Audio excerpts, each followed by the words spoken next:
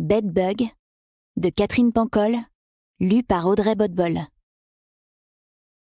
Rose invita Léo à dîner un mardi soir, 8 jours avant Noël.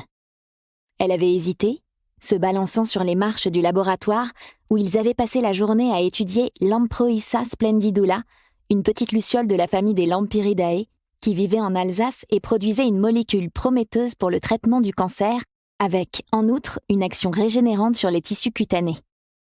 Le directeur du laboratoire se frottait les mains à l'idée d'exploiter cette découverte.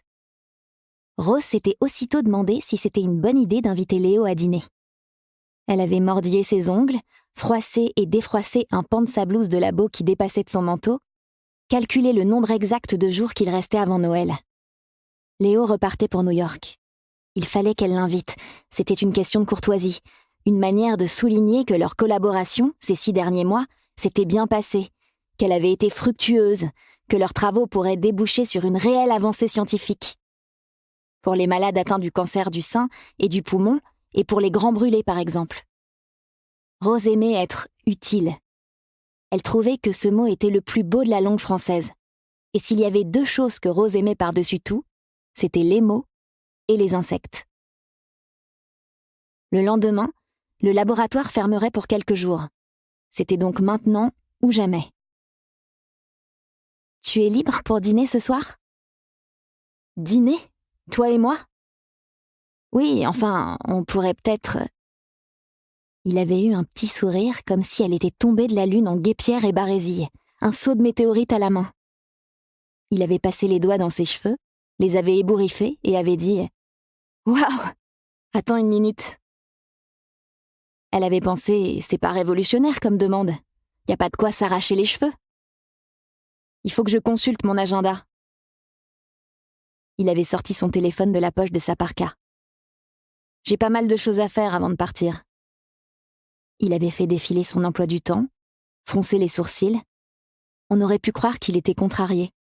« Tu me prends un peu de cours, vous êtes des rapides, vous les filles. » « Bien fait pour moi. Ça m'apprendra à vouloir être courtoise. Qu'est-ce qu'elle m'a dit, ma psy, la dernière fois ?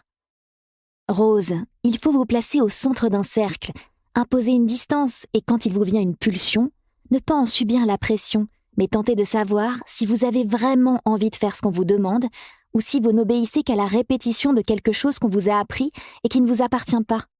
Pour résumer, il faut vous demander si vous agissez sous influence ou si c'est votre choix. Posez-vous la question, qu'est-ce que je veux, moi, Rose Robinson ? Ensuite seulement, agissez. Elle n'avait pas eu le temps de rejoindre le centre du cercle. Elle s'était précipitée, offerte sur un plateau. Les mains liées dans le dos et 2 brins de persil dans les narines, faites de moi ce que vous voulez. Oh, tu sais, on n'est pas obligé de... C'était juste comme ça. Non, le prends pas mal, Rose, surtout pas.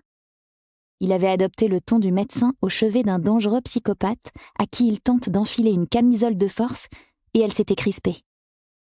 J'aimerais beaucoup dîner avec toi, mais j'ai un article à rédiger pour mon université à New York. J'ai pas tout à fait fini et je dois le rendre demain matin.